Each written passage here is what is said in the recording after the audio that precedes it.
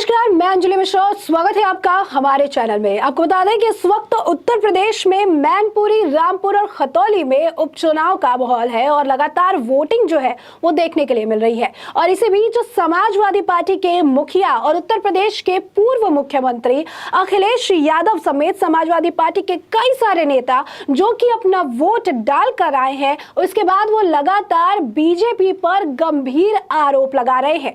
चाहे वो लोगों को वोट नहीं देने में जो है पुलिस प्रशासन का हाथ होना, पुलिस प्रशासन की मदद जो है भाजपा द्वारा किए जाना, कई तरह के आरोप लगाए जा रहे हैं। और इन सभी मुद्दों पर बात करने के लिए हमारे साथ इस वक्त मौजूद है बीजेपी प्रवक्ता एसएन सिंह जी। सर, मैं आपका स्वागत करती हूँ इस चैनल में। तो ऐसे में सर, इस वक्त जो उत्तर प्रदेश में उपचुनाव का माहौल है और खासकर मैनपुरी और रामपुर की हम बात करें तो वहां पर समाजवादी पार्टी का काफी ज्यादा आप कह सकते हैं दबदबा माना जाता है, काफी पकड़ भी है।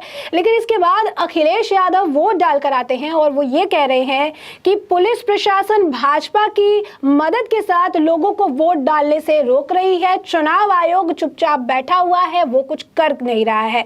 तो उत्तर प्रदेश चुनाव के वक्त ईवीएम का रोना, अब उपचुनाव के वक्त पुलिस प्रशासन, भाजपा और चुनाव आयोग को लेकर ये रोना है। तो ये डर है या सच में जो है घबराहट है कि उनको लगता है कि मैनपुरी में भी हम कुछ कर नहीं पा रहे हैं? देखिए, अच्छी बात आपने कहा।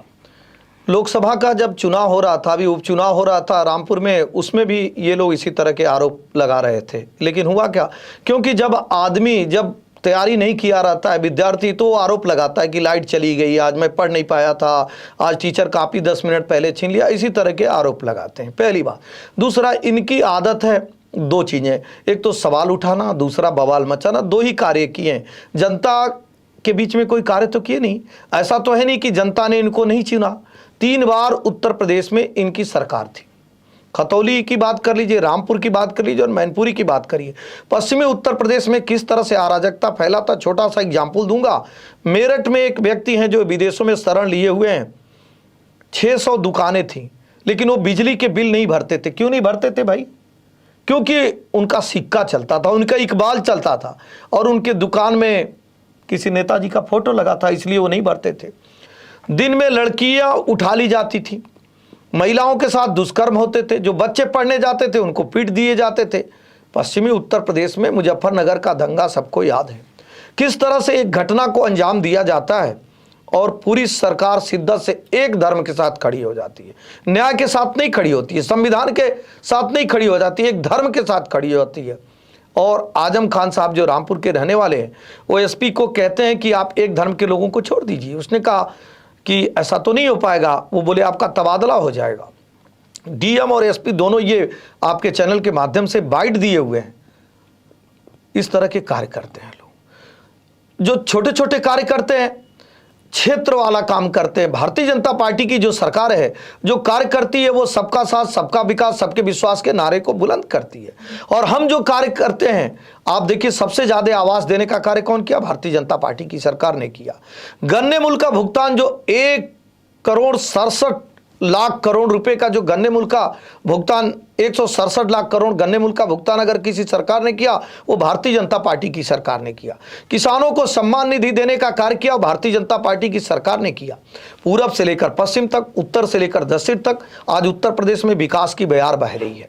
आज देख लीजिए, वाराणसी में अमूल की फैक्ट्री लग गई, गोरखपुर में खाद का कारखाना लग गया, चल रहा है। मेडिकल कॉलेज सभी जिलों में हो गए, पेप्सिको की कंपनी लग गई मथुरा में, और डिफेंस कॉरिडोर बन गया, रैपिड रेल का काम हो रहा है मेरठ से लेकर दिल्ली तक। हम आवास और विकास के कार्य किए, मेट्रो देने का कार्य किए।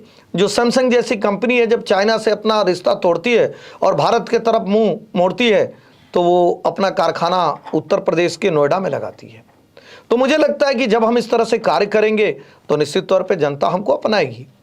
तीसरी बात, ये विकास का चुनाव है, उपचुनाव है, विश्वास का चुनाव है। विकास की चाबी जनता ने किसको दिया है? जो मेन चुनाव होता है उसमें एक बार जनता सोचती है कि हो सकता है कि इसमें समाजवादी पार्टी की सरकार बन जाए। लेकिन अब तो स्पष्ट है कि भारतीय जनता पार्टी की केंद्र में भी सरकार है और भारतीय जनता पार्टी की प्रदेश में भी सरकार है। अगर हम कोई घोषणा करेंगे तो वो पूरा हो जाएगा और आप कोई घोषणा करेंगे तो झूठा रह जाएगा। तो जो विकास की बयार पूरे प्रदेश में बह रही है, मुझे लगता है कि उस विकास से कोई अछूता क्यों रहना चाहेगा। अभी मैं रामपुर और मैनपुरी में 2-2 दिन 3-3 दिन रह के आया हूँ। मैनपुरी के लोग एक गाना गुनगुनाते थे, वो कहते थे कि अखिलेश जी तो मतलबी आदमी है, वो हम लोगों को तो चरवाहा समझते हैं, और जब इनकी सरकार थी तो ये सिर्फ नवरत्नों से मिलते थे, हम लोगों से नहीं मिलते थे। और निश्चित तौर पे आदरणीय मुलायम सिंह का हम लोग सम्मान करते हैं, वहाँ के लोग कह रहे थे, क्योंकि वो इमोशनल व्यक्ति थे, वो हम लोगों से भावनात्मक रूप से जुड़े थे और हम लोग भी भावनात्मक रूप से उनसे जुड़े हुए थे।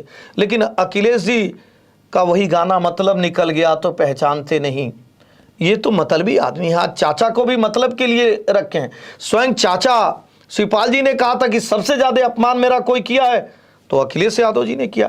क्या ये रिश्ता बीच में बना? क्या पैसे देकर ये रिश्ता किसी दुकान से खरीदा गया है? कौन नहीं जानता है कि वो मुलायम सिंह जी के सगे भाई हैं? कौन नहीं जानता है कि वो अखिलेश जी के चाचा, और चाचा पहले और बीच में थोड़ा ना होता। उस चाचा को आप अपमानित करते हैं, आप मैनपुरी के जनता का विभाजन कर देते हैं कि ये मुलायम सिंह जी के आदमी, आप उनसे मिलने से मना कर देते हैं। तो जब इस तरह से कार्य करेंगे और एक तरफ हम विकास और विश्वास के कार्य करेंगे, इस नाते आज वहाँ की जनता भारतीय जनता पार्टी को वोट दे रही है। मुझे लग रहा है कि मैनपुरी हो या रामपुर हो, दोनों जगह भारतीय जनता पार्टी की बड़ी जीत होने जा रही है। सर, एक और दूसरा सवाल जो यहाँ पर निकल रहा है वो ये है कि मैनपुरी का तो हाल है, रामपुर की अगर बात करें तो आजम खान जो है एक बड़ा नाम रहा है, रामपुर में काफ़ी दबदबा रहा है, काफ़ी आप कह सकते हैं बैक टू बैक उन्होंने जो है जब वो सत्ता में वहाँ पर आए हैं।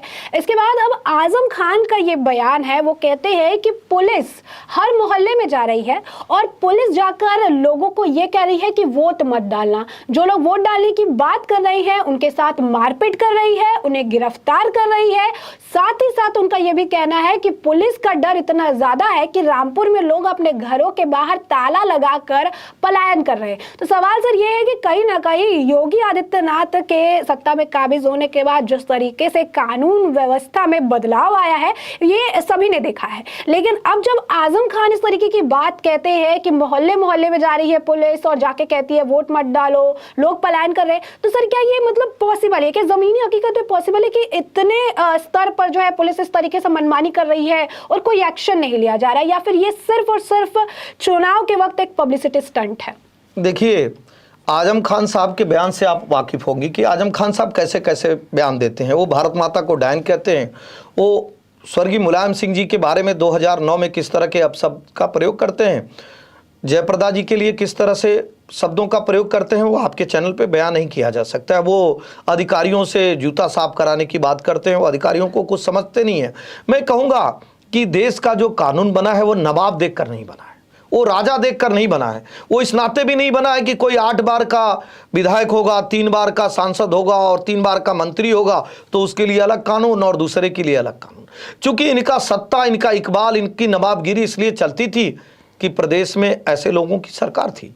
आज प्रदेश में जनता की सरकार है, आदरणीय योगी आदित्यनाथ जी यहाँ के मुख्यमंत्री है, और जब वहाँ के लोगों में ये खौफ खत्म हो गया कि आजम खान कुछ कर पाएंगे, जो उनकी ज़मीनों को कब्जा कर लेते थे, 90 लोग रामपुर के रहने वाले हैं जो ये लगाते हैं कि ज़बरदस्ती हमारे ज़मीनों पे कब्जा कर लिए थे, तो जो ज़मीन सरकारी है वो ज़मीन हमारी है। इस तरह के नारे को बुलंद करने वाले समाजवादी पार्टी के आजम खान साहब आज ये बात आरोप लगा रहे हैं, तो उनको समझना होगा कि वोट जनता करती है, प्रशासन नहीं करता। अगर प्रशासन वोट करता तो 2017 तक आपकी सरकार थी तो आपकी रहनी चाहिए, और 2012 तक बहन मायावती जी की सरकार थी बहुजन समाजवादी पार्टी की, तो उनकी रहनी चाहिए। तो हमेशा सरकारें जो बनाती और बिगाड़ती हैं वो जनता बनाती और बिगाड़ती है।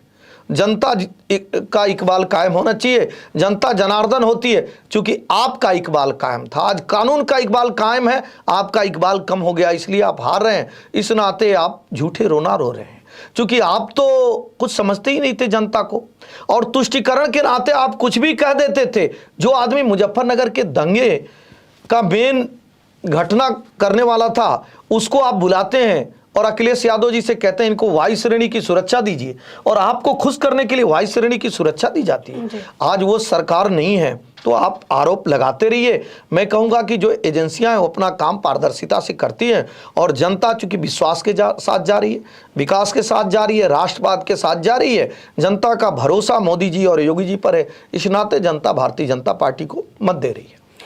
सर एक आखिरी सवाल, आपको बता दें कि इस वक्त जो है गुजरात में भी चुनाव का माहौल है, वोटिंग लगातार की जा रही है और अखिलेश यादव जो है गुजरात चुनाव को लेकर भी टिप्पणी कर रहे हैं। यानी उत्तर प्रदेश में जो उपचुनाव हो रहे हैं उसमें तो वो लगातार बीजेपी पर निशाना साध ही रहे हैं, लेकिन अब गुजरात चुनाव को लेकर वो ऐसी टिप्पणी कर रही है कि गुजरात में भाजपा हार जाएगी। तो आपको क्या लगता है, ये कहीं ना कहीं उपचुनाव में जो है उनकी जो उन्हें हार दिख रही है उसकी कसक है जो वो गुजरात चुनाव में निकाल रहे हैं? क्योंकि इस वक्त साफ तौर पर जो नजर आ रहा है, क्योंकि अखिलेश यादव कहिए, डिंपल उनकी पत्नी जो है डिंपल यादव कहिए, आजम खान कहिए, पूरी समाजवादी पार्टी की अभी टीम लगी हुई है। भाजपा कानून प्रशासन और वोट डालने के लिए रोका जा रहा है, जनता को वोट नहीं डालने दिया जा रहा है। सेम ऐसा ही हाल जो है चुनाव के वक्त देखने के लिए मिला था, उस वक्त भी ईवीएम कर रहे थे। अब ये इस वक्त गुजरात चुनाव को लेकर भी टिप्पणी कर रहे हैं, कहते हैं कि गुजरात में भाजपा नहीं आएगी। क्या कारण हो सकता है कि उत्तर प्रदेश में उपचुनाव है लेकिन उनको फिक्र जो है वो गुजरात के चुनाव की हो रही है? देखिए, एक कहावत है, मरता क्या नहीं करता।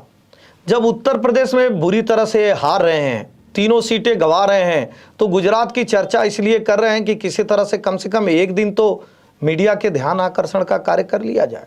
इनकी सरकार जब उत्तर प्रदेश में रही, इन्होंने कोई विकास के कार्य नहीं किया, परिवार के कार्य किए और एक जाति, एक धर्म और एक क्षेत्र के लिए कार्य किए।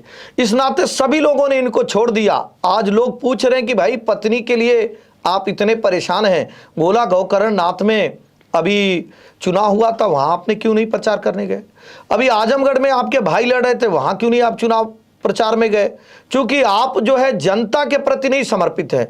परिवार और भी घोर परिवारवाद, अपनी पत्नी के प्रति आप समर्पण का भाव रखते हैं। तो मुझे लगता है कि एक तरफ जो हमारे कार्य हैं, जो हम लगभग 66 महीने में भारतीय जनता पार्टी की सरकार, आदरणीय योगी आदित्यनाथ जी की सरकार ने जो कार्य किया है, जनता उस पर भरोसा दिखा रही है। दूसरी तरफ जनता ये तुलना कर रही है कि जब इनकी सरकारें थी तो किस तरह से 5 बजे 6 बजे के बाद न्यूज़ चैनल के लोग हों, आम नागरिक हो, कोई भी नोएडा की सड़कों पे भी निकलता था तो चिंतित हो जाती थी। ऐसे में इस वक्त आपने सुना कि बीजेपी प्रवक्ता एसएन सिंह जी का क्या मानना है उत्तर प्रदेश के उपचुनाव को लेकर, और इस डिटेल संवाद के लिए मैं उनका धन्यवाद भी करना चाहूंगी हमारे चैनल से जुड़ने के लिए। साथ ही साथ इस बार आप देख सकते हैं कि किस तरीके से उत्तर प्रदेश का उपचुनाव भी अब दिलचस्प होता जा रहा है। ईवीएम की तरह इस बार चुनाव आयोग, पुलिस प्रशासन और बीजेपी पर एक बार फिर समाजवादी पार्टी द्वारा आरोप लगाए जा रहे हैं। अब ऐसे में आने वाले समय में ये पता चल पाएगा कि मैनपुरी, रामपुर और खतौली में किसकी जीत होती है और किसे हार का मुंह देखना पड़ता है। फिलहाल के लिए इस पूरे मामले पर आपकी जो भी राय हो हमें कमेंट सेक्शन में कमेंट करके जरूर बताएं।